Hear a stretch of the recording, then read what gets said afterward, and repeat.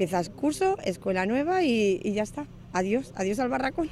Han estat 6 anys esperant aquest edifici, 2 més dels previstos, però finalment els prop de 200 nens de l'Escola Mediterrània podran estrenar aquestes aules el curs vinent. La escuela tiene lo que necesitábamos y lo que pedíamos. Realmente que está bien, cumple lo que mínimamente se pedía y estamos muy contentos.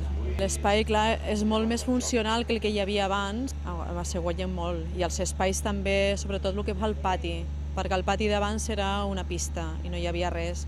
I ara hi ha un espai per poder fer un espai de pati diferent. L'edifici s'aixeca en el mateix solar que ocupava l'antiga escola. Té 2 nivells i 2 entrades diferenciades. Una està alineada amb el passeig marítim i dona accés als alumnes de primària. L'altra pel carrer de Sant Carles, on es troben les aules d'educació infantil. Aquesta circumstància ens permet que a sobre de l'ensenyament infantil haguem pogut situar la pista. La peça més singular que juga a aquests dos nivells és el gimnàs. El nivell d'accés és el que estem ara, el nivell de la Barceloneta, però des del passeig marítim permet una visió de la plaça.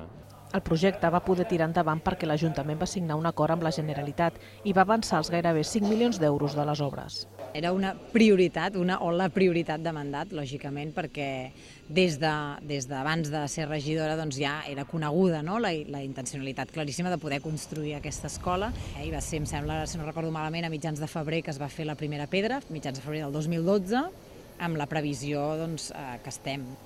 Si tot segueix el calendari, està previst lliurar les claus de l'escola a finals de juny. Així, durant l'estiu es farà el trasllat i s'equiparà l'edifici per començar el curs en el nou centre.